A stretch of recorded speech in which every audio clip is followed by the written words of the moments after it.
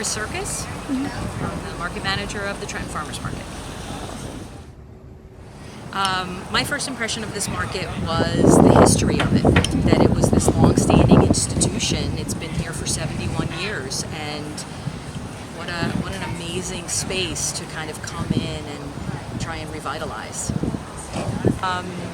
And I try and spend as much time in the market as I can, because I feel I really owe it as the new manager to get to know everybody. And it's not just our farms and our vendors and our merchants, it's the shoppers. You know, it's showing them that there's a presence here and that I love this market just as much as they do.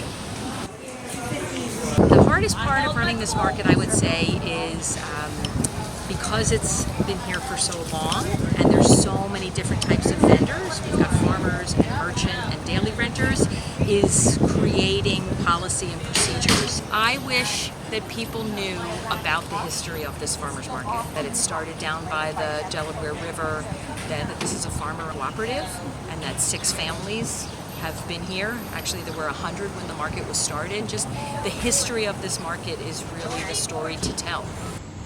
The satisfying part of this market is the community and seeing what this market is to the entire state, that people have grown up here, and seeing families that are bringing their grandchildren because they came when they were here themselves is really so gratifying. The little angels that are scattered throughout this market are really the kindest people that I'm happening upon. People that just come here because it's here and it's a safe space to be.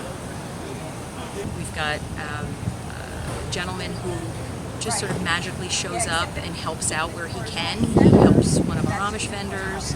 We've got another woman who's been coming here for years who pitches in where she can. And there's just community members who love this space that have been coming here for 40, 50, 60 years. So the benefits of shopping locally are you're supporting a small family farm, you're supporting a small family business. You're not creating a bottom line for some big organization. You're keeping your food hyper-local. You're getting it fresh from the farm. It's picked in the morning. It's brought here that day. You're getting people that are making it themselves. They're artisan crafters. They're really producing super fresh food immediately, and that's a real big difference. It's not coming in off a truck. Jersey Fresh is, not only a marketing campaign, it's quality. It's, these are the farmers that grew that crop. They've been growing it for generations. If 5 generations have been coming here, that same variety of corn has been coming here for 5 generations.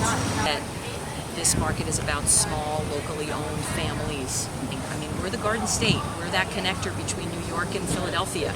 There's a reason that we're right here in Lawrence, Trenton, Ewing area. The farmers that grow that product, we owe it to them to support them and keep them farming, keeping them on their land. And when this market started, there were 100 farmers. We've now got 6. We've got to support them. We've got to keep our farmers farming.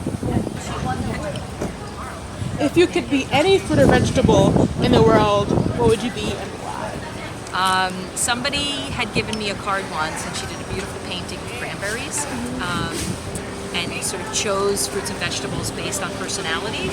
So I would have to agree that I think I would be a cranberry, because I always bounce back, in the face of adversity, or, just sort of shows my resilience, that cranberries just are always, you can try and flood them, but they're always going to rise to the top.